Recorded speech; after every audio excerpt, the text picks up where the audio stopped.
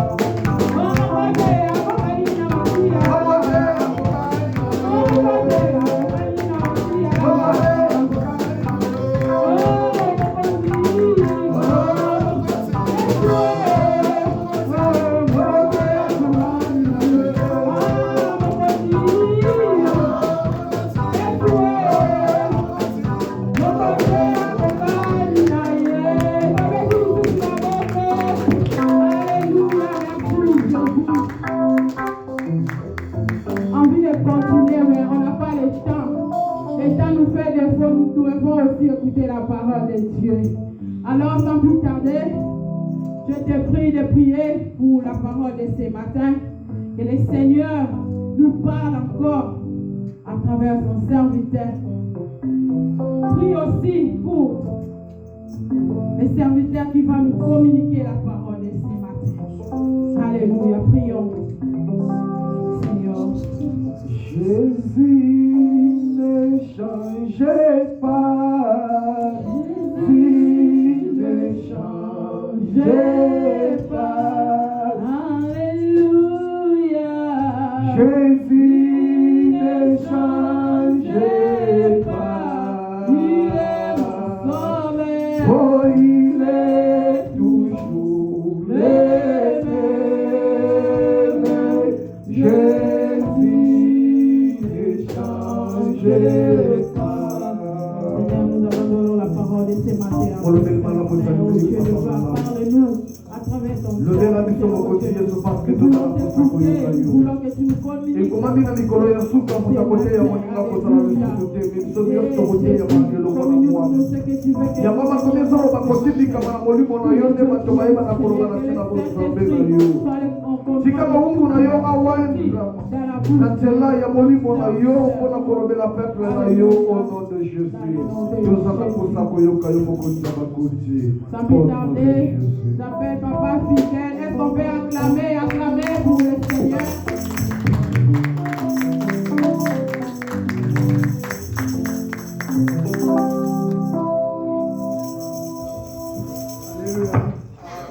Que Dieu vous bénisse.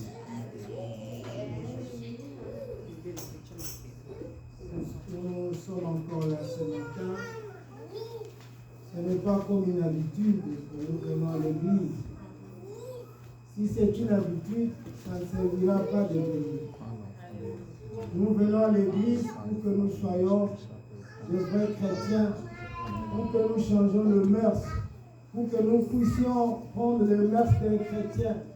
Et la finalité, c'est aller au ciel. C'est ce que nous cherchons. Amen. Et nous n'avons pas peur, nous ne craignons rien pour qu'on puisse lire et dire ce qui est vrai, ce que la Bible dit, ce qui est la vérité. Parce qu'aujourd'hui, il y a de multiples églises aujourd'hui. Tout le monde prie le Seigneur Jésus-Christ. Mais, quel est ce Seigneur Jésus-Christ? Quand vous entrez dans la parole de Dieu, vous allez vous trouver que réellement, ce n'est pas le vrai Seigneur Jésus-Christ qu'il prêche.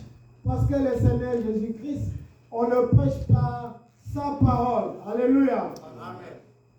On connaît Jésus par sa parole. Ce que Jésus a dit, c'est ce que nous devons aussi répéter. Parce que la Bible dit que nous sommes édifiés par les enseignements des apôtres et des prophètes. Alléluia. Amen. Tout ce que les prophètes n'ont pas prêché, tout ce que les apôtres n'ont pas prêché, ce n'est pas biblique. Amen. Alléluia. Amen. Nous ne pouvons pas parler pour satisfaire quelqu'un. Non. On ne peut pas parler pour avoir beaucoup de membres. Non. J'ai dit au pasteur, mais si on pouvait rester même deux, ça ne fera absolument rien. Mais les deux personnes baptisées du Saint-Esprit. Si vous vous attendez ici, qu'on prêche ce que vous connaissez, ça ne se fera pas. Nous prêcherons ce que la Bible dit. Si vous avez le contraire, vous nous démontrez. Dieu n'est pas un grand-père. Aujourd'hui, les gens croient que Dieu est grand-père. Les pasteurs ont changé de rythme. Les pasteurs ont eu d'autres grades. Les pasteurs sont devenus des prophètes. Quelqu'un qui s'appelait pasteur hier, aujourd'hui vous allez, non, il est devenu, déjà, il est un prophète. Ça c'est une blague. Cela ne se passera pas ici. Si vous attendez des divinations, pas ici. Amen. Votre père, votre grand-père, vous voyez, pas ici. Ici, nous avons la parole de connaissance. Ici, nous avons la prophétie. La prophétie, c'est ce qui peut venir demain. n'avons pas la divination, pendant les cultes, vous appelez quelqu'un, vous commencez à lui dire, votre grand-père, vous voyez, ta mère, non. Ça, c'est la divination. Dieu est contre ça. Et je vous ai dit que vous êtes dans un bon endroit. Alors, si vous ne croyez pas, que Dieu vous ouvre les yeux pour comprendre là où vous êtes. Amen. Alléluia. Amen. Je suis content de revoir le pasteur parce que hier il était malade. C'est comme ça que j'ai dit que nous n'avons pas de divination. On a prié pour vous. Amen. On croit que Dieu va prendre soin de vous. Amen. Donc voilà, nous devons aussi prier pour le pasteur. Les gens croient que quand on est pasteur ou quand on prêche signifie on appartient à Dieu. Non, la Bible dit quiconque croira, quiconque invoquera le nom du Seigneur. On ne dit pas les pasteurs. Ça dépend de vous. Et c'est la parole de Dieu qui dit. Ce n'est pas la parole d'un pasteur. Amen. Alléluia. Amen. Nous allons nous mettre debout pour lire la Bible, qui est la parole de Dieu. Avec respect, nous devons nous mettre debout pour lire la parole de Dieu. Nous allons lire dans Luc 6, 46.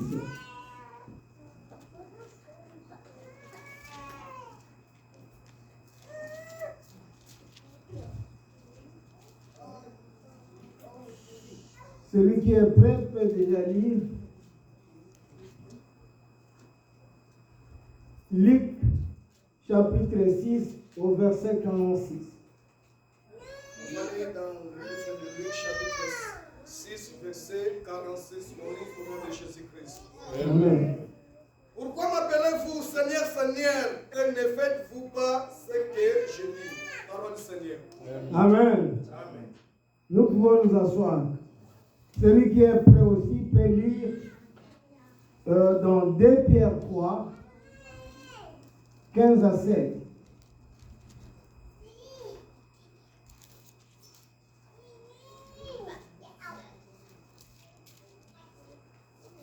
Deux Pierre 3, de 15 à 16. Nous lisons dans le livre de 2 Pierre, chapitre 3, verset 15 à 16. Croyez que la patience de notre Seigneur est votre salut, comme notre bien-aimé frère Paul vous l'a aussi écrit, selon la sagesse qui lui a été donnée. 16.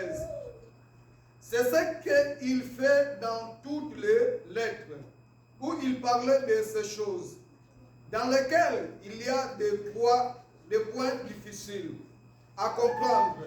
Donc, les personnes ignorantes et mal affermies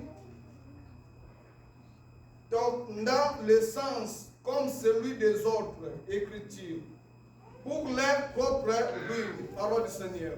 Amen. Amen. Amen. Je vais répéter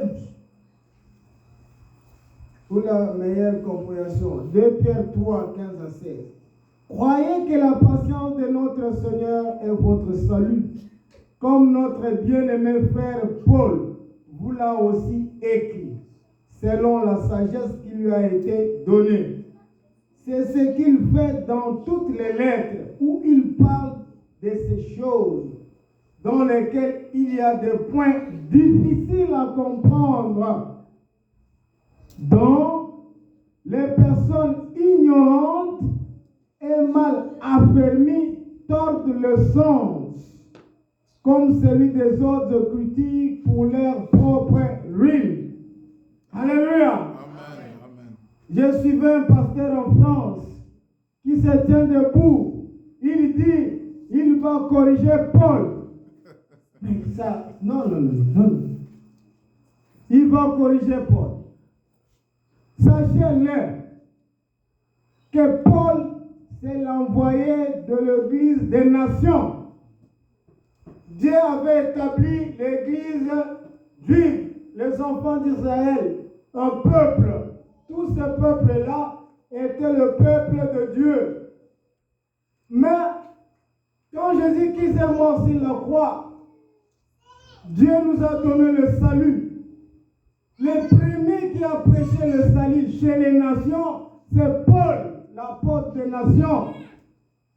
Paul est arrivé même au 3e siècle, dont ce pasteur n'est jamais arrivé.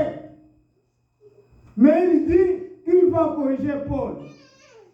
Et il y a des pasteurs qui sautent les écrits de Paul. Il y a des pasteurs dans leurs églises, ils ne lisent pas 1 Timothée 2.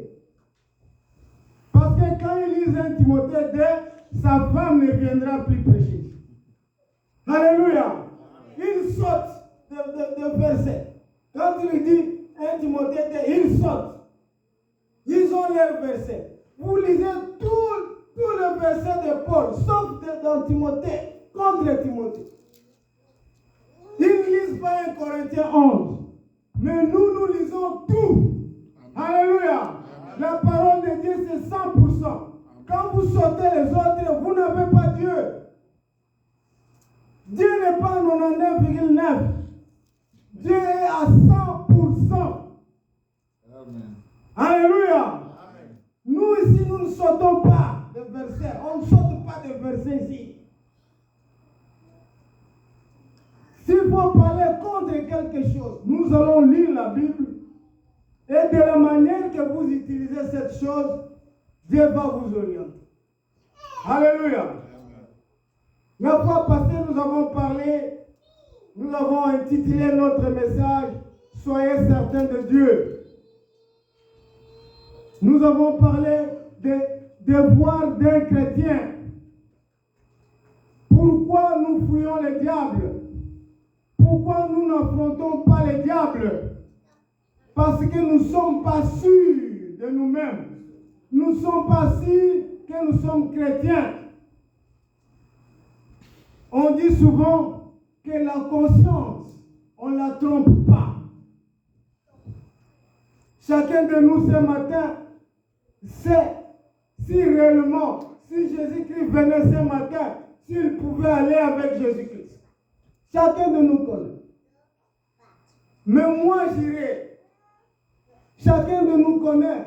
Si Jésus venait, si l'enlèvement se produisait ce matin, chacun de nous connaît. Quelqu'un peut dire, je ne suis pas encore prêt. Mais toujours tu n'es pas prêt. Qu'est-ce que tu attends pour être prêt? Tu n'as jamais été prêt. Pourquoi? Parce qu'un chrétien doit être sûr de son Dieu. Un chrétien doit être certain de son Dieu. Je vous ai donné 4 devoirs d'un chrétien. J'ai parlé de connaître Dieu, adorer Dieu, aimer Dieu et lui obéir. Si vous faites les 4 devoirs pour ces chrétiens, les 4 devoirs d'un chrétien, le diable fuira votre chemin. Alléluia. Amen. Le diable va fuir. Parce que le diable n'aime pas les gens qui adorent Dieu. Le diable n'aime pas le nom de Dieu. Et le véritable nom de Dieu, c'est le Seigneur Jésus-Christ. Amen. Amen. Je vous ai dit, quand Jésus est venu, il a dit à ses apôtres, allez par tout le monde, baptisez toutes les nations, prêchez la bonne parole, en les prêchant, en les baptisant, au nom du Père, Fils et Saint-Esprit. Je vous ai dit, au nom de Dieu, le Père, Fils et Saint-Esprit. Au nom est au singulier. Au nom n'est pas au pluriel. Il n'a pas dit au nom au pluriel de Dieu le Père, Dieu le Fils, Dieu le Saint-Esprit. Non. Comme les catholiques ont changé. Ils disent Dieu le Père, Dieu le Fils, Dieu le Saint-Esprit. Il n'y en a pas dans la Bible. Dans la Bible, il y a Dieu, Père, Fils, Saint-Esprit. Le seul et unique Dieu qui était Père, Et quand il est venu en Jésus-Christ, il est devenu Fils. Et le même qui est avec nous, il est Saint-Esprit. Son nom, c'est le Seigneur Jésus-Christ. Acclamez. Alléluia. C'est ça le nom de Dieu. C'est le Seigneur Jésus-Christ. Et je vous ai dit même, quand vous priez, quelle image vous faites dans votre tête? Si vous priez le Seigneur Jésus-Christ et que vous faites l'image de Dieu de Maman Gerta, vous êtes en dehors. Alléluia. Quand vous priez Dieu, quand vous priez le Seigneur Jésus-Christ, vous vous faites l'image de ce Jésus-Christ de film, de cinéma. Vous êtes en dehors de la vérité. Qui entre vous a vu Jésus? Qui peut avoir la photo de Jésus? La Bible dit qu'il n'avait pas de beauté.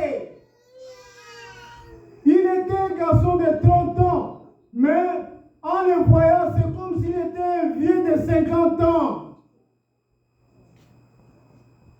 Il marchait un petit bon, mais en lui, il y avait 600 000 millions de volts.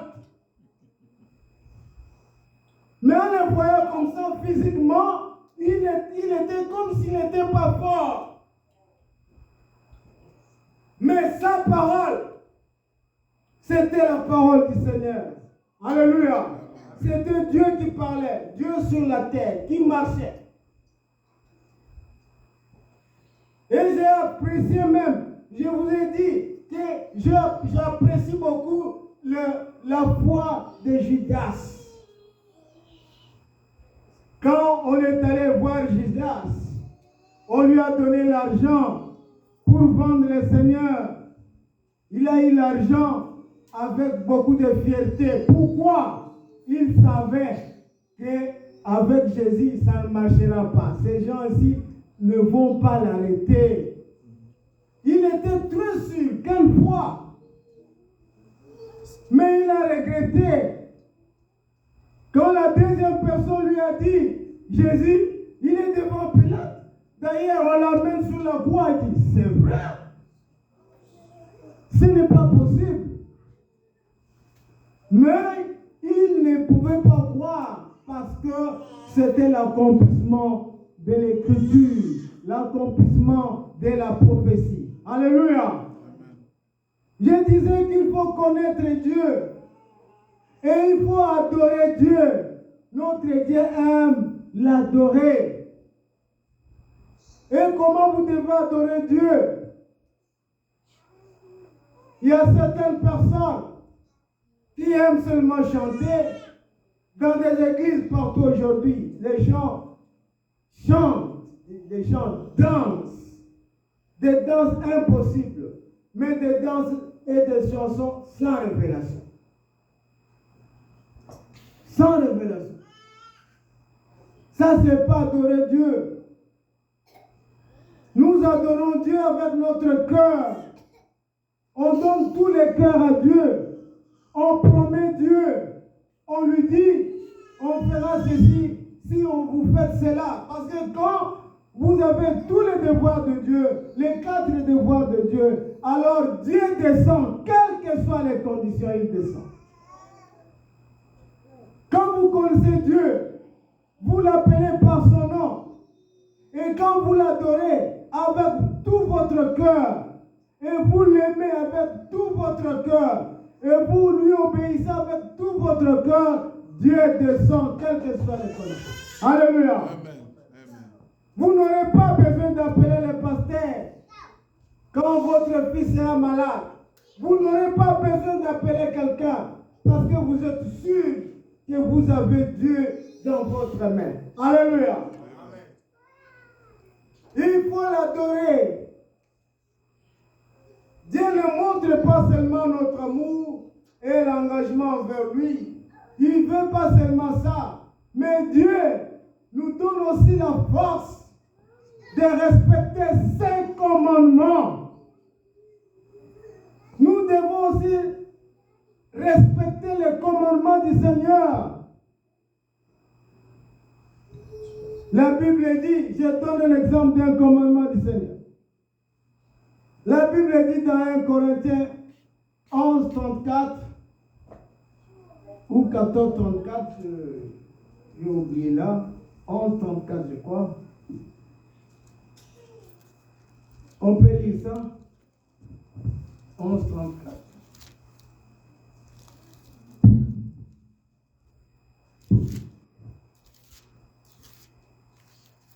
Un Corinthiens.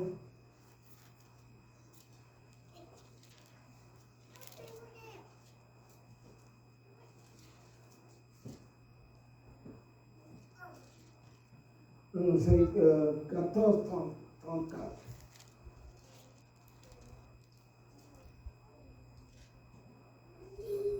Corinthiens 14, verset 34, je lis au nom du Seigneur.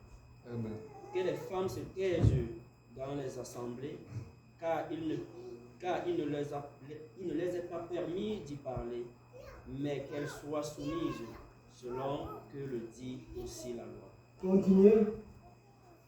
Si elles veulent s'instruire sur quelque chose, qu'elles interrogent leur mari à la maison, car il est malséant à une femme de parler dans l'église. Continuez. Est-ce de chez vous que la parole de Dieu est sortie, ou est-ce à vous seul qu'elle est parvenue? Continuez. Si quelqu'un croit être prophète ou inspiré, qu'il reconnaisse que ce que je vous écris est un commandement du Seigneur. Alléluia. Amen. Est-ce que c'est moi qui ai écrit? Paul dit en 37, il dit, si quelqu'un croit être prophète ou inspiré, qu'il reconnaisse que ce que je vous écris est un commandement du Seigneur, que la femme ne parle pas dans les assemblées. C'est un commandement du Seigneur. Alléluia. C'est moi qui écris. Nous devons sauter ça. Qu'on ne lise pas ça ici. Qu'on saute, qu'on ne lise pas ça ici. C'est un commandement du Seigneur. Mais vous verrez un prophète ou un pasteur qui se dit prophète. Comment on applaudit sa femme pour venir ici devant la chair pour enseigner au peuple de Dieu. Alléluia. Amen. Et les gens sont là. Ils acceptent. Les gens sont là. Ils acceptent pourquoi? À cause de groupuscules. Il est de la même région que les pasteurs où ils sont venus en Cincinnati ensemble. Et puis, non, il était son petit. Et depuis Angola, c'était son petit. Pour le problème de Dieu, il n'y a pas son petit.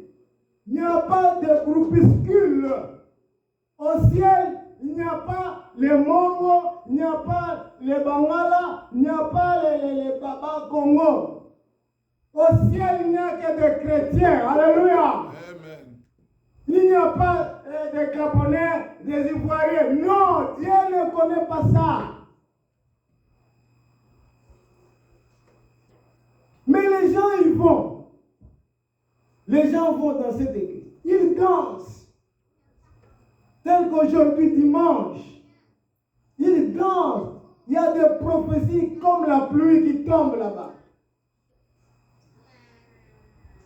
Ici, ça ne se fera pas. Ici, c'est la parole de Dieu ou rien. Amen. Alléluia. Amen. C'est un commandement du Seigneur. Et vous venez, vous m'attaquez moi, parce que je l'ai lu. Donc il fallait que je ne lise pas ça. Dans la Bible, il y a des parties que nous devons lire et il y a des parties que nous devons cacher. Alléluia. Amen. Je vous ai dit, c'est pourquoi les gens commencent à prendre Dieu comme un grand-père. Quand vous donnez à quelqu'un un verset biblique, vous voyez, il n'a pas la référence. Quand on lit la Bible, tout le monde se tait. C'est Dieu qui parle.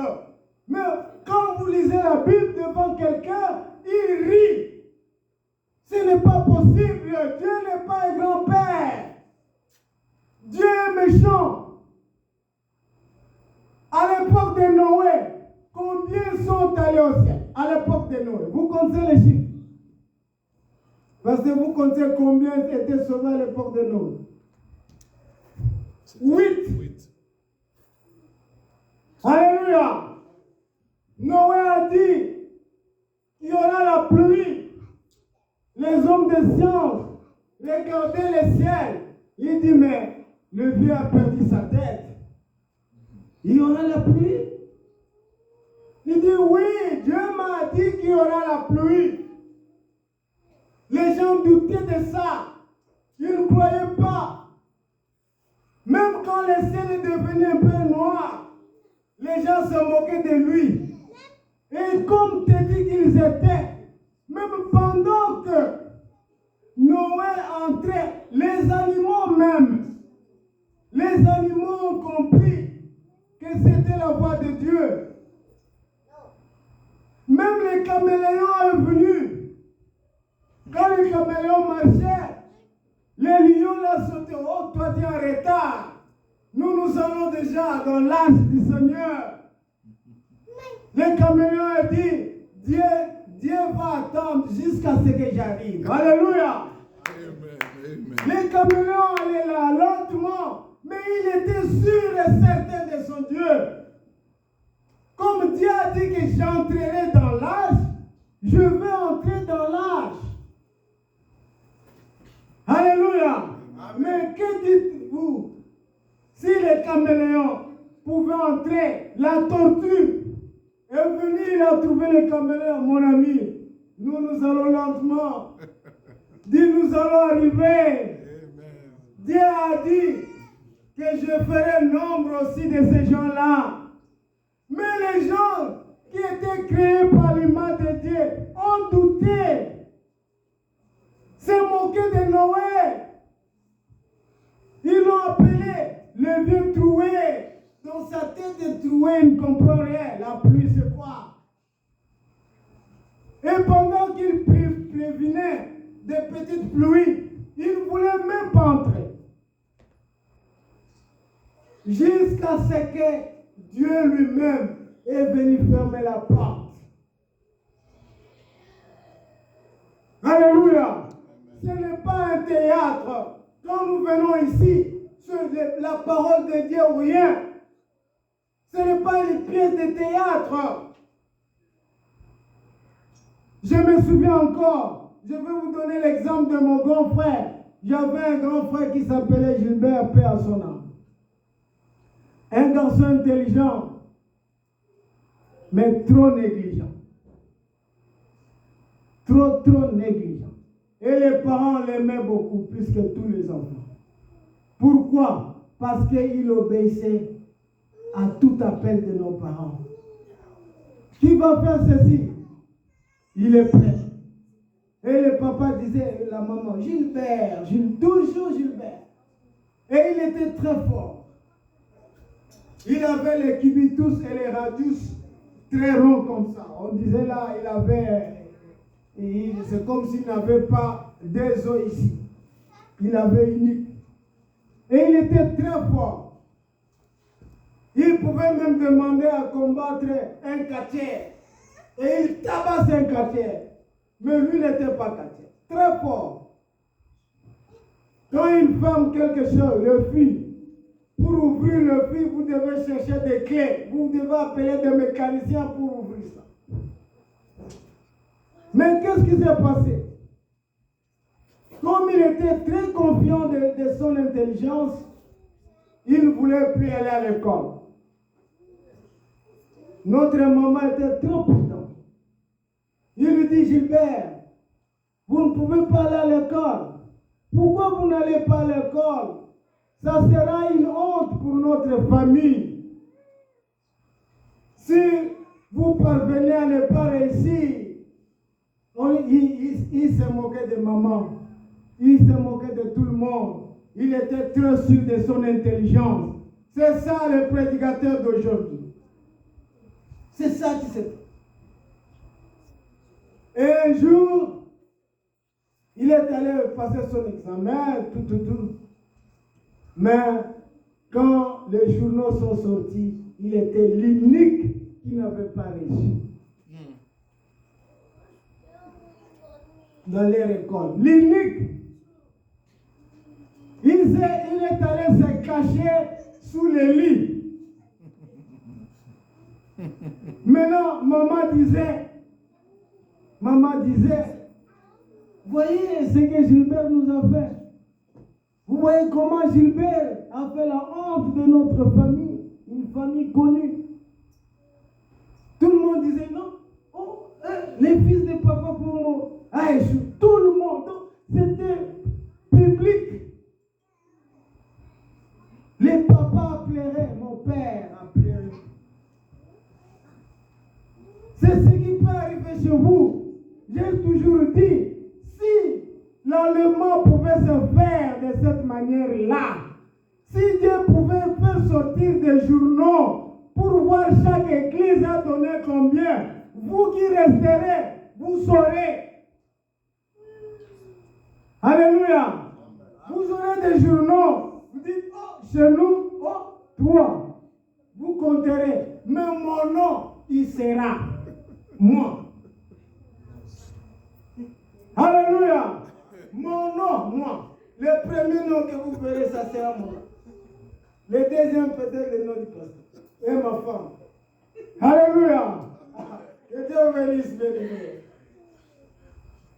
Gilbert nous a fait pleurer. Maman venait sous le lit. Gilbert, sors. Où en sommes-nous maintenant, Gilbert?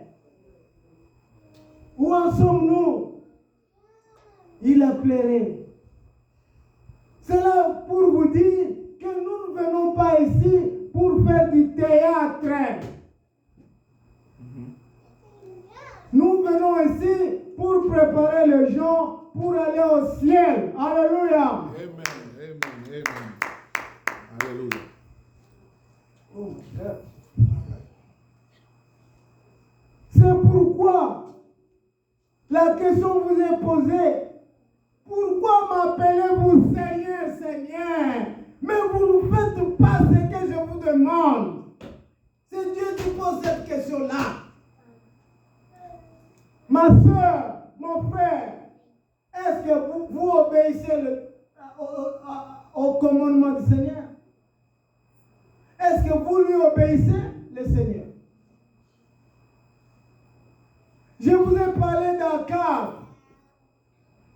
Akab, le roi Akab, est allé épouser une femme dans le monde. Akab a suivi la beauté de la femme. Akab n'a pas suivi la croyance de la femme, mais Akab a suivi la beauté de la femme. C'est ce que nous faisons aujourd'hui. Quand vous épousez une fille, vous voyez la beauté extérieure. L'homme ne voit pas la beauté intérieure. Mais quand les choses commenceront à aller très mal, c'est alors que l'homme comprendra qu'il n'avait pas fait la volonté de Dieu. Amen. C'est pourquoi on se marie le matin, on divorce le soir. Ma sœur, écoutez-moi. Il serait mieux que vous ne puissiez pas venir, mais écoutez ce que Dieu dit. S'il y a divorce, celui qui souffre le plus, c'est la femme. La femme doit se marier une seule fois dans sa vie. Alléluia. Une seule fois.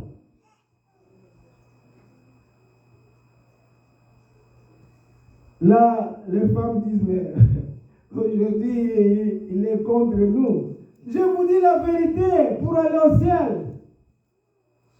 Ce n'est pas une blague. C'est la religion de Jézabel. qui nous a amenés comme ça, c'est Jézabel, la femme d'Akab. Akab est allé épouser non-croyante, une incrédule qui a amené des dieux étrangers au pays qu'il ne pouvait pas croire.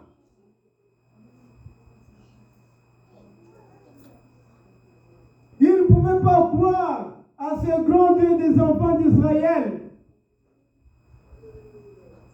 C'est Jézabel qui a amené le style de femme, de mettre des maquillages, de make-up. C'est Jézabel. C'est Jézabel qui a fait des organisations pour dire à son mari, non, les femmes, l'émancipation le 8 mars, les femmes dans l'église qui fête le 8 mars. Honte à vous! Honte à vous! L'église qui fête le 8 mars, des pasteurs mobilisés. Ah oui, alors? Oui, nous serons là-bas. Ouais, hein? Oui, les pannes. Oui, ces pannes-là est déjà achetées. Honte à vous! Jusqu'à donner vos femmes à prêcher, à enseigner la parole de Dieu. Honte à vous! Alléluia! Ce n'est pas la parole de Dieu. Nous allons lire 1 Timothée 2:9.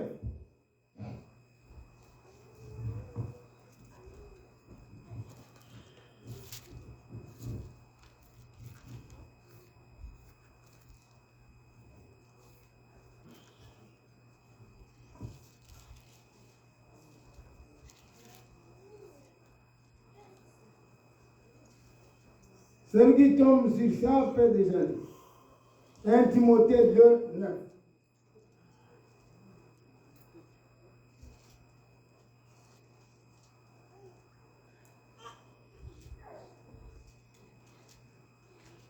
Qui est prêt? 1 Timothée 2:9.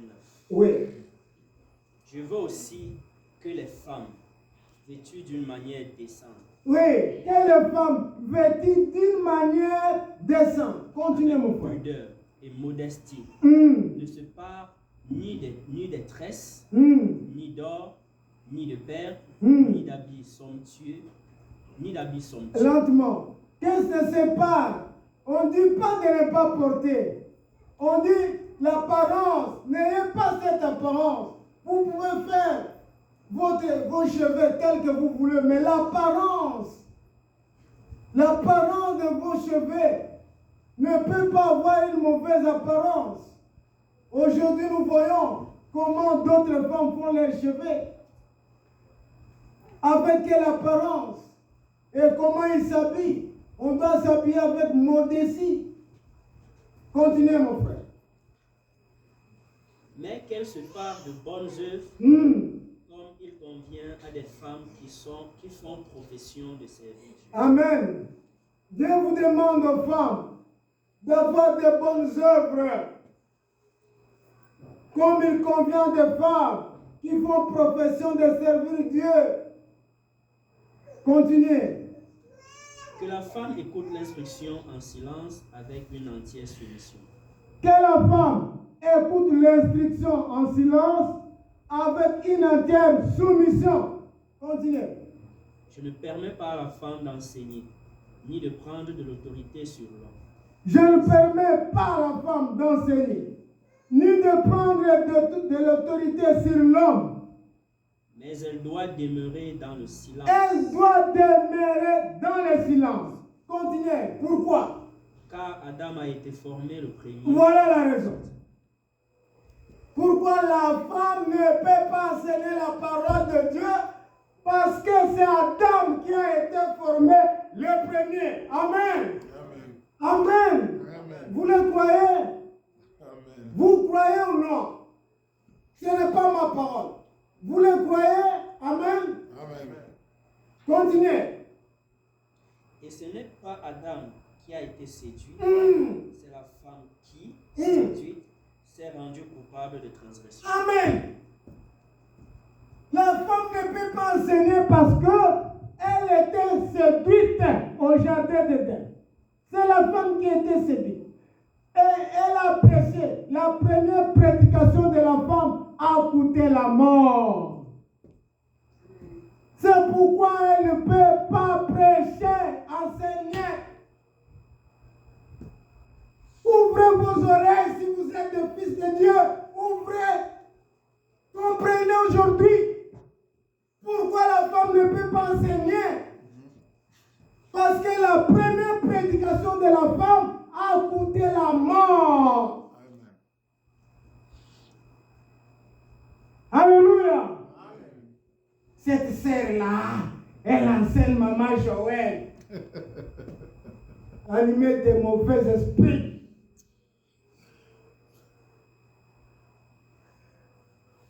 Ou bien on va suivre l'organisation de l'église, ou on va suivre la parole du Seigneur. Et la Bible dit, nous sommes édifiés par les enseignements des prophètes et les apôtres. Oh non, il y avait une femme là et qui était juge.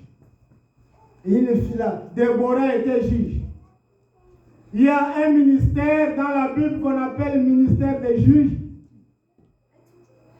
Vous avez déjà vu parmi les ministères de la Bible, il y a un juge. Quand une femme prophétise, une prophétesse, quand elle prophétise, en même temps, elle prêche, mais elle n'enseigne pas. Prêcher, c'est quoi? Prêcher, c'est proclamer la bonne nouvelle. Quand la femme est prophétesse, elle proclame la bonne nouvelle. Elle dit un message. Déborah a donné un message au chef de l'armée, Barak. Il dit, Dieu a dit, convoque des personnes pour aller combattre. Elle a donné un message. Elle n'a pas enseigné. La femme qui est allée voir le tombeau de Jésus a donné un message. Jésus est ressuscité. Elle n'a pas enseigné. Alléluia. Amen. Elle a prêché. Mais elle n'a pas enseigné. Petit à petit, vous comprenez. L'Esprit de Dieu va vous convaincre. Amen. Voilà pourquoi la prédication de la femme au jardin d'Éden a coûté la mort. Enseigner signifie instruire la parole de Dieu. Instruire la parole de Dieu avec de l'autorité. Mais Dieu avait déjà retiré l'autorité de la femme depuis le jardin d'Éden. Dieu a dit, tu seras assujetti par cet homme. Et tu enfanteras avec douleur. Alléluia. Est-ce que les sœurs qui mettent au monde, vous n'avez plus de douleur? Ça continue? Est-ce que vous vous êtes mariés comment? C'est vous qui êtes marié le frère? Ou c'est le frère qui vous a épousé? Et pourquoi vous devez obéir à cette parole-là? Ne suivez pas le monde. Jézabel a suivi le monde. La Bible dit, Jézabel était une femme temporelle. Signifie, elle vivait à cette époque-là. Elle faisait sa vie de cette époque-là. Elle a introduit des mauvais dieux. Elle a introduit l'adultère. Elle a introduit tout. L'impudicité. Elle a introduit tout dans l'église vivante de Dieu. C'est pourquoi cela a irrité le Seigneur. C'est pourquoi Dieu a envoyé un grand soleil sur Israël. Il n'y avait pas de pluie. Il n'y avait rien. Les gens souffraient.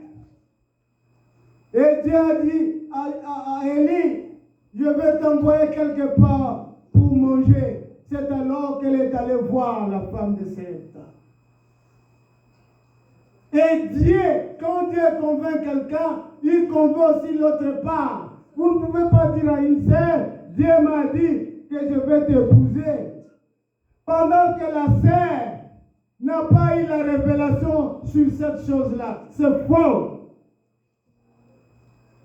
Et Dieu ne donne pas le mariage par les songes, par les rêves. C'est faux.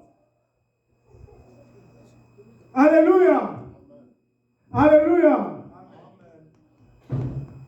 Vous devez aimer la parole du Seigneur. Il y a une sœur qui m'a posé la question.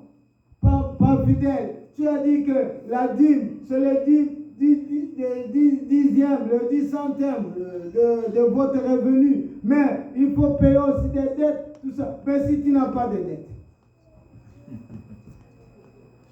on vous paye $600. La dîme, ce n'est pas $60. Non, on vous paye $600. Si vous avez la dette, vous payez d'abord la dette. Les pasteurs qui vous montrent là, d'abord payer la dîme, c'est faux. Dieu vous demande de payer d'abord la dette, c'est biblique. Si vous avez la dette de $100, vous payez la dette de $100. Si vous n'avez pas une petite taxe à payer, vous restez avec 500, c'est alors que vous allez prélever les 10%, $50. Après avoir payé la dette. Dieu compatit avec vous. Dieu n'aime pas que ses enfants aient des dettes. Vous ne pouvez pas lever la dîme avant la dette que vous avez. C'est faux, c'est que l'évangile. Simplement pour éventrer leur ventre, pour que leur ventre devienne de plus en plus gros. Ce n'est pas ça la parole de Dieu. Si vous n'avez pas de dette, ou si vous n'avez pas quelque chose à payer, mais je sais que vous aurez tel que l'assurance, vous pouvez payer aussi l'assurance. Si vous n'avez vraiment rien à payer, c'est alors que vous êtes obligé de $600 de donner $60 à Dieu parce que vous n'avez rien à payer. Ce n'est que normal. Soyons certains de notre Dieu. Ayez la connaissance de Dieu. Ayez la connaissance de Dieu. Aimez Dieu. Adorez Dieu. Et obéissez aussi à ses commandements. La Bible nous demande de nous aimer. Aimez-vous les uns les autres. Est-ce que vous faites ça? Est-ce que vous pouvez faire ça? Qui d'entre nous ici a appelé notre frère ou une autre sœur pour la saluer toute cette semaine? Qui a appelé une autre personne pour la saluer? Alléluia. Personne. Oh, Dieu dit, avant de l'aimer, vous devez d'abord aimer votre proche que vous voyez. Avant d'aimer le Seigneur. Je me limite là, nous pouvons nous mettre debout. Acclamons le Seigneur.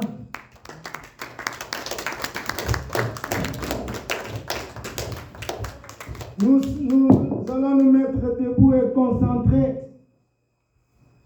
Je vais faire une petite prière.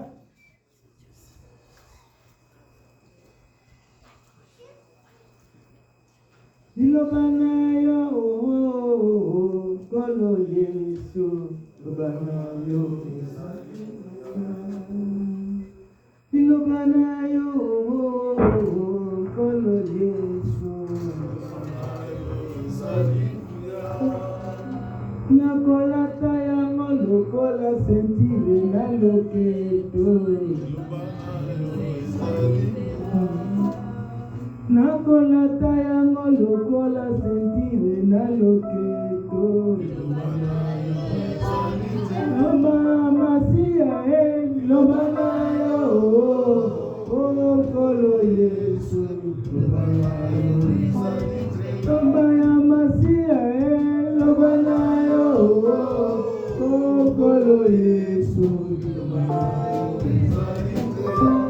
sommes coupables ce matin. Nous devons appliquer les 4 devoirs d'un chrétien. Nous devons connaître Dieu. Nous devons l'adorer. Nous devons l'aimer et lui obéir. Seigneur, nous tremblotons devant ta parole. Tu es Dieu.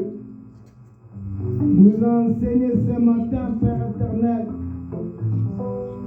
comment nous devons nous comporter, comment nous devons jeter les dieux étrangers.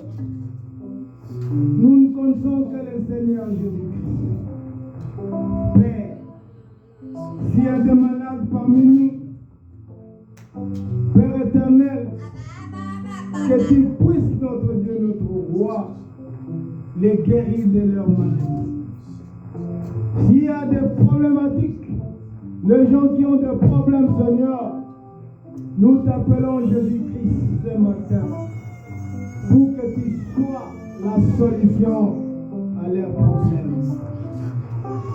Dieu Père éternel, nous t'en remercions, Seigneur, parce que tu nous aimes et que tu nous apportes cette parole ce matin pour que nous puissions être de vrais chrétiens, pour que nous puissions changer nos mœurs, pour que nous soyons réellement tes enfants. Donne-nous la force. Nous seuls nous ne pouvons rien. Mais nous demandons ton esprit pour nous convaincre. Père éternel, bénis ton nom. Guéris notre pasteur qui est malade. Tu connais les raisons, Seigneur. Si guéris tout celui qui est venu ici malade, Seigneur, au nom de Jésus-Christ. Père éternel, sois avec nous. Continuons à nous instruire, Seigneur. Nous t'avons ainsi demandé dans le nom du Seigneur Jésus-Christ, notre Sauveur. Amen.